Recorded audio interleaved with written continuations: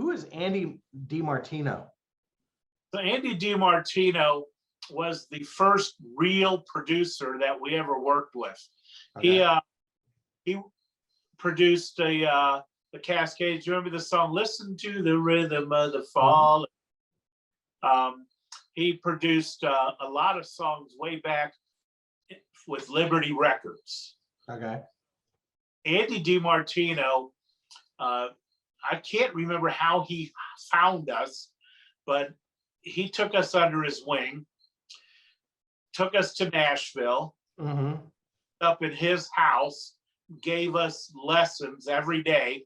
He says, you guys don't need to learn how to sing, but you need breathing lessons. You need to know when to take your breath, when you're singing a phrase, you need to always take your breath at the same place, all four of you. You need to learn how to phrase. So every single day, he was teaching us, giving us lessons at his home in Nashville.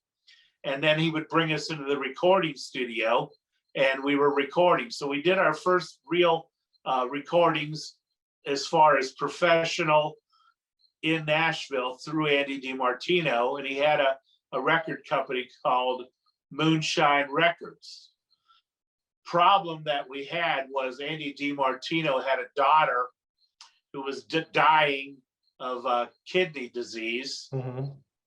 And Andy was trying to keep her alive, was robbing Peter to pay Paul. Yeah. And he ended up bankrupt. And Andy ended up dying of the same disease, lost his kidneys too. And so all the work that he had done with us pretty much went down the drain. The lessons that he taught us in that several month period that we lived there with him, you couldn't buy if you wanted to pay millions of dollars. Yeah. They were invaluable. He knew how to teach. He knew what he wanted to hear. And he taught us that when you walked in the door of the studio, you know, check your egos outside, you listen to what they're telling you to sing, what to do, and gave us a real professional experience in the studio.